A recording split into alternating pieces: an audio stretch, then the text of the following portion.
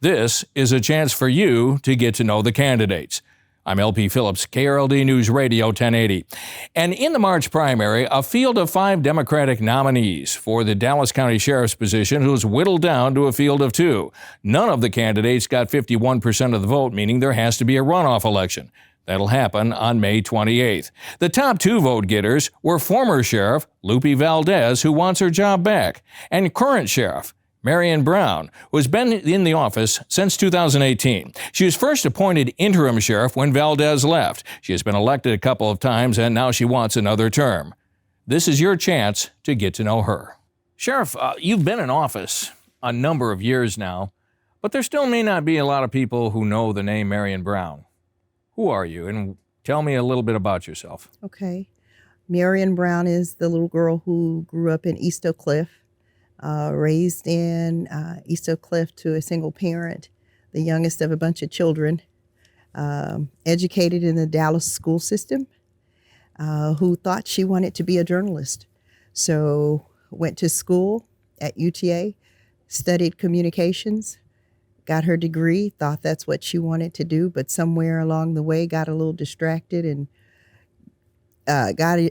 started paying attention to law enforcement. I had a roommate whose brother was a Dallas police officer, and so I would ride out with him and just kind of thought, well, I think I'd like to do this.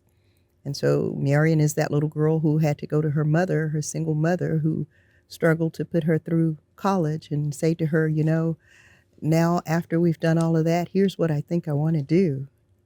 And once I got her blessing, then I went forth into law enforcement.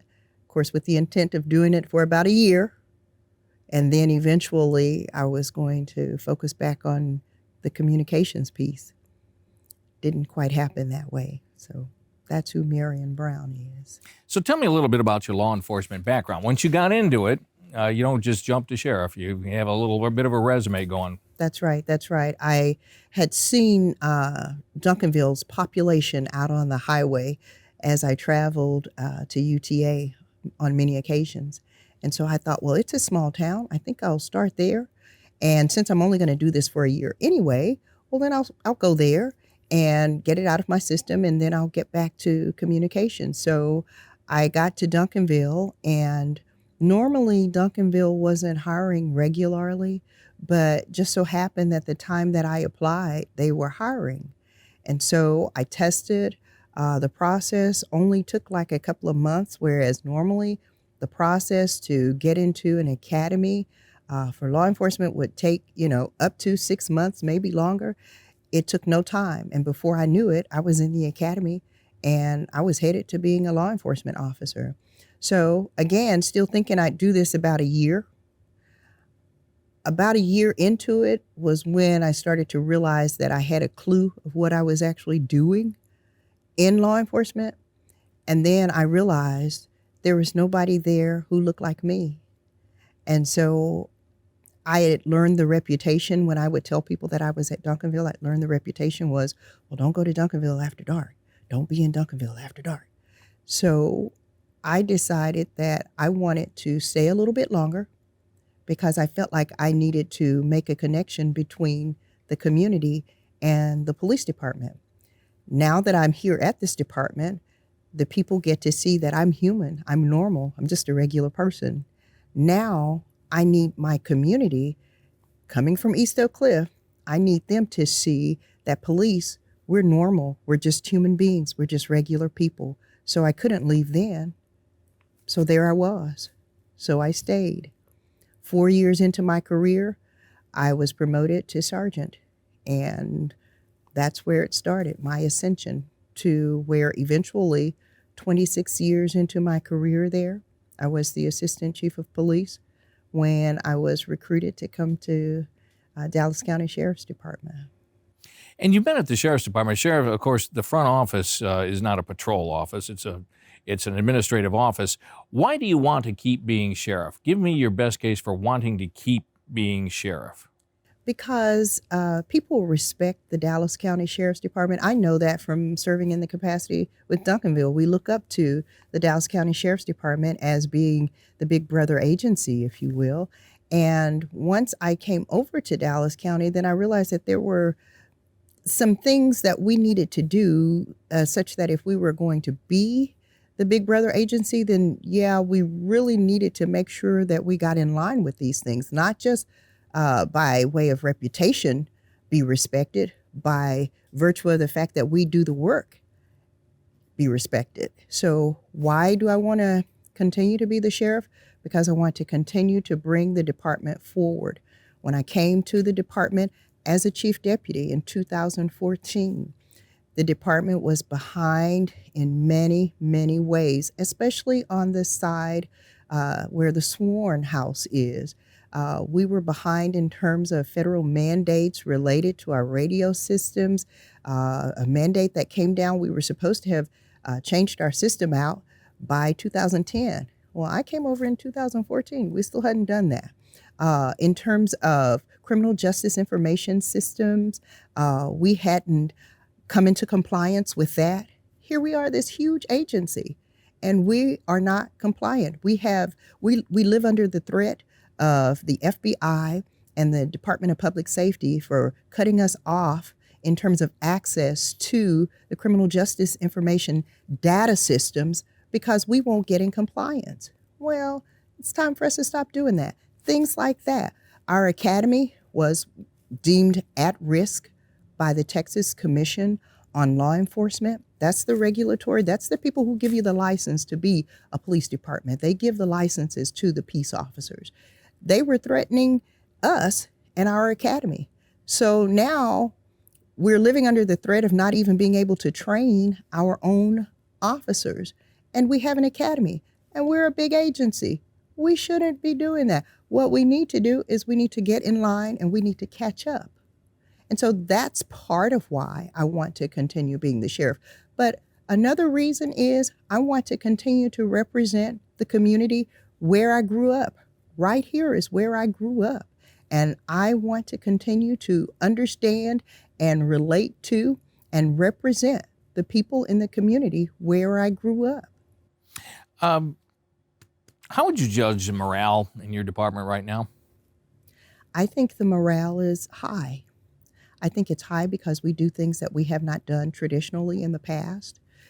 Things like having community events and then going amongst our employees and asking them to come outside of the walls of what they normally do and participate in these community events. And so we get people who volunteer all the time and who want to participate. We go out and we participate in various activities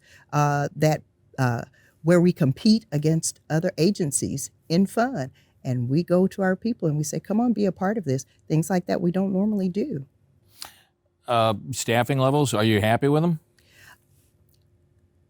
The only place I would be happy with them is if we had 0 vacancies, which is what we had during COVID. Ironically, I don't know how that happened, but I am realistic in terms of staffing levels because our total staffing is over 2,100.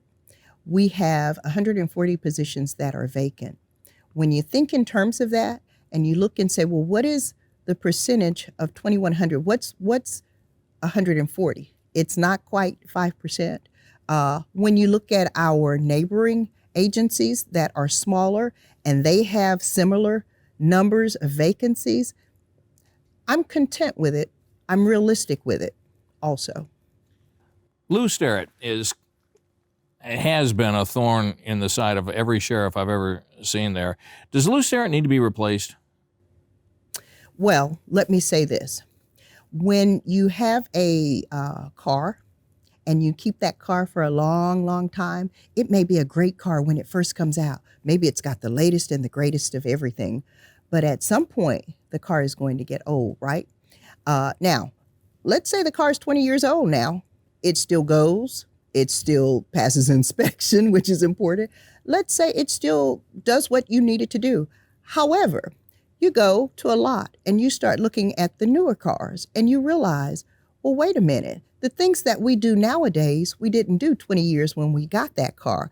For instance, we don't have, what do they call it, Apple Play in the 20-year-old car. The 20-year-old car, you can use your cell phone in it, But is it the most efficient way as you're driving to have to hold the phone as it is to have the Apple Play in the car and be able to just hook it up to the Bluetooth and do whatever it is you need to do, hear your messages out loud rather than trying to read them on your phone? So that's how I look at it. When you say, does it need to be replaced? We do an excellent job at what we do. I will be the first to tell you that. Are there things that we could do more efficiently? Absolutely. That's why we continue to look and see what are those things on a daily basis that we need to improve? What are those things that we can change? So my responsibility per state statute is to take care of the people who are there.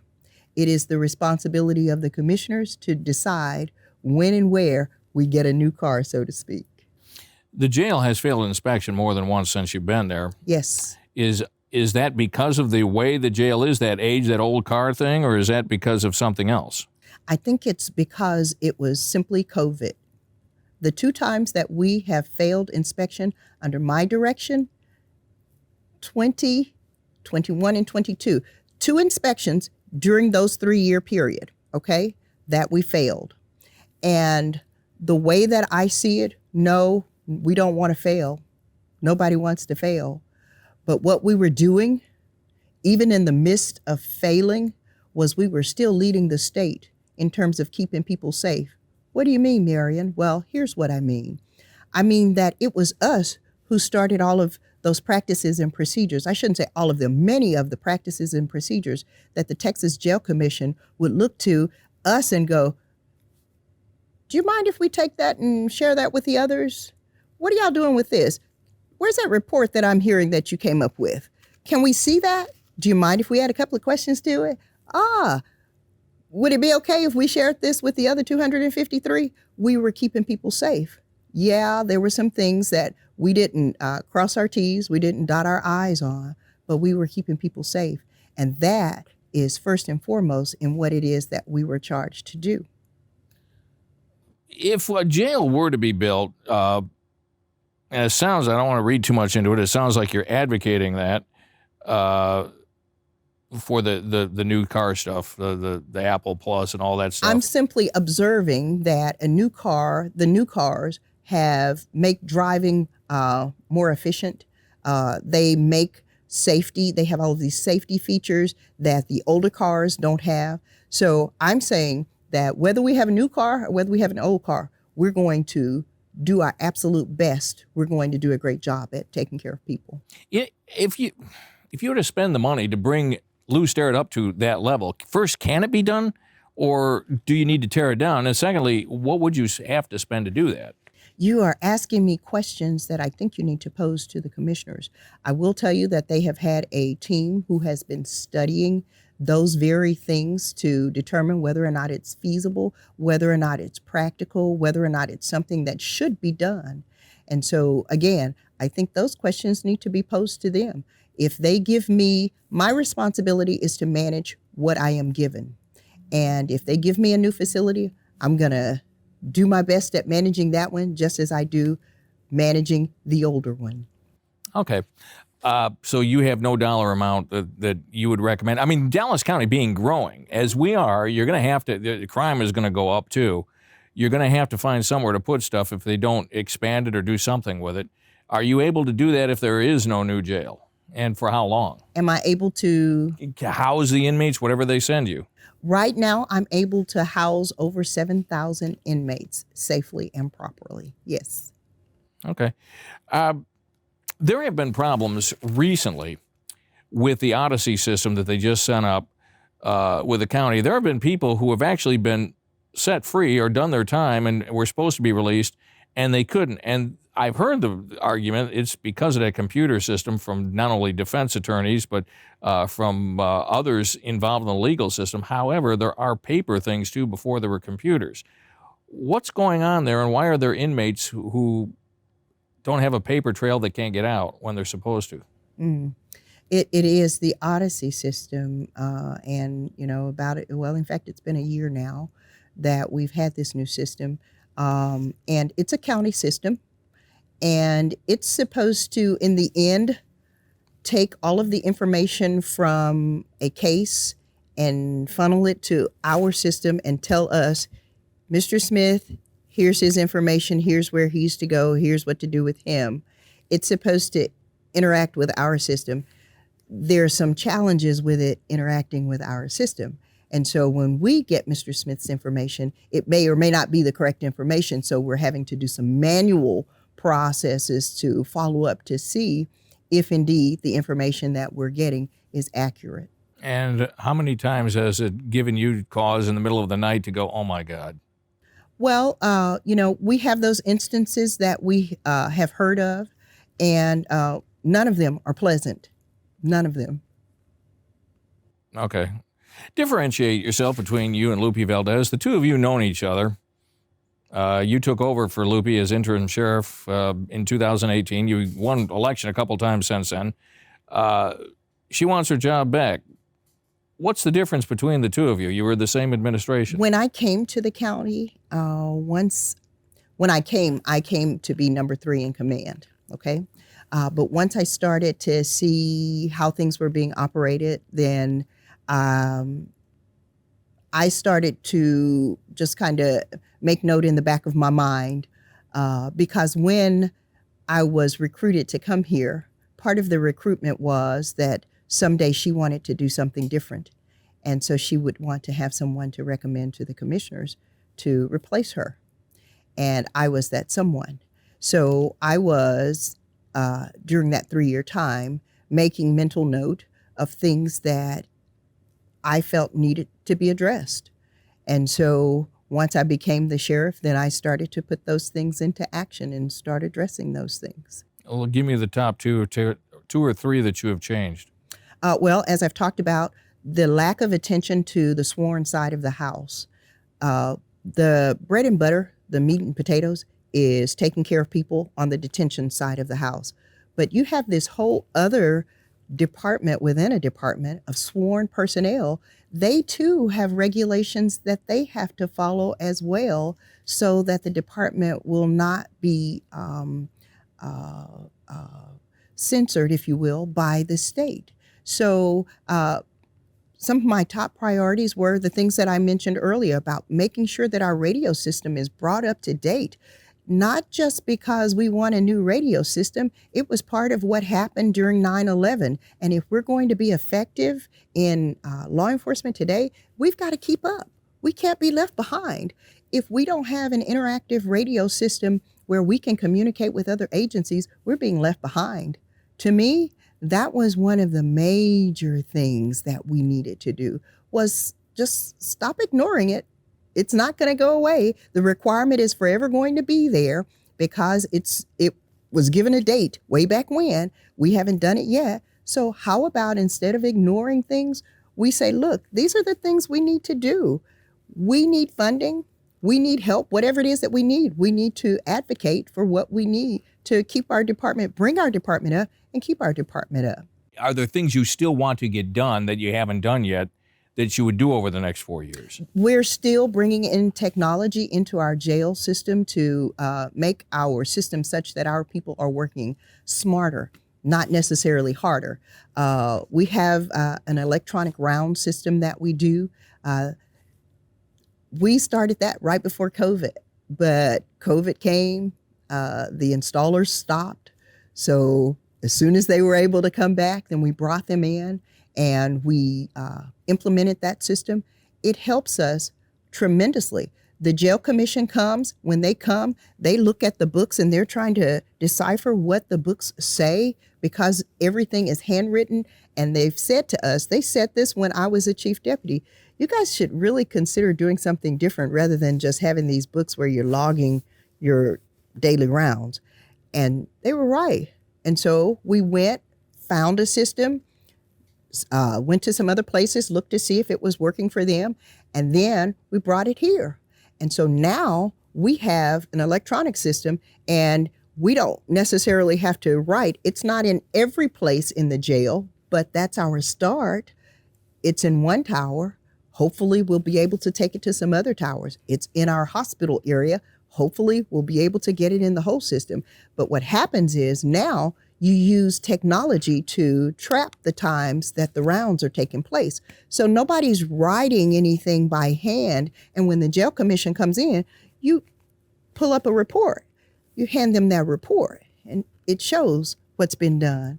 Things like that. The tablets that exist in our system, they have been a game changer for us because it has allowed us to use it in terms of being a behavior modification tool, but it has also allowed us the opportunity to provide resources to people individually, not necessarily in a big setting, but individually. They get information about jobs, they get class information, they get religious information, they get premium information like a movie or music, a book.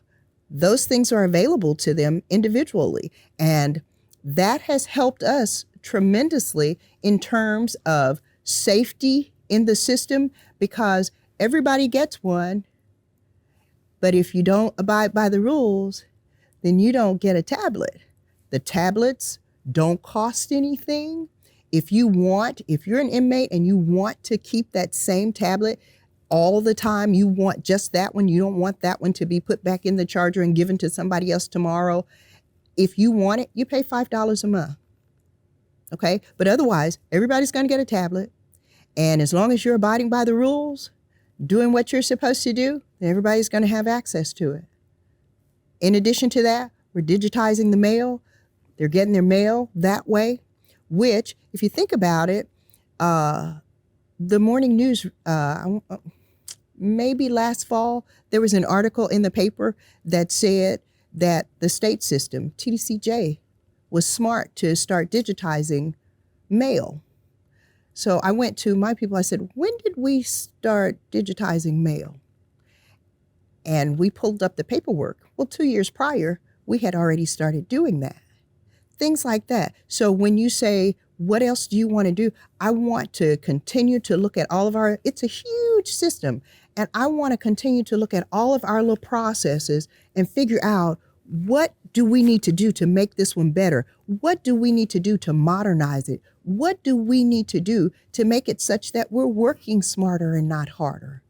Those are the things that I just long to do for the department. The Sheriff's Department has the responsibility of patrolling the interstate highways throughout Dallas County. Some of them. Should Yes. there be police chases, or are those archaic? Some instances, I think, warrant an adamant pursuit, I'll say. We try to make sure that it is an absolute need.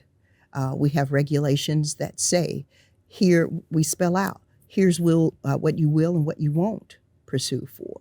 So I won't say that they are archaic, because if you get the baddest of the bad, you probably need to try to get him under control or her under control.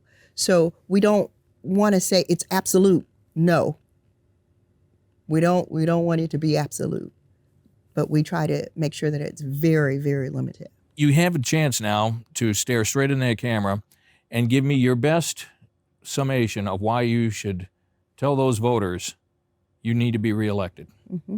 Okay. My pleasure. Because when you elected me 6 years ago initially, I told you what I would do. I told you you could trust me. I told you we would be transparent.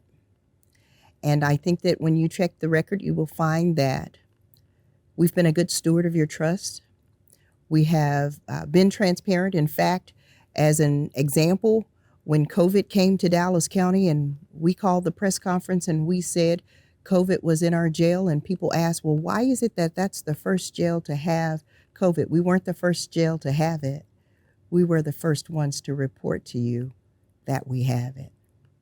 So I'm asking the public to trust me again, to trust me to continue doing the work that I have been doing, and to continue bringing the department forward as is deserved by the citizens of Dallas County.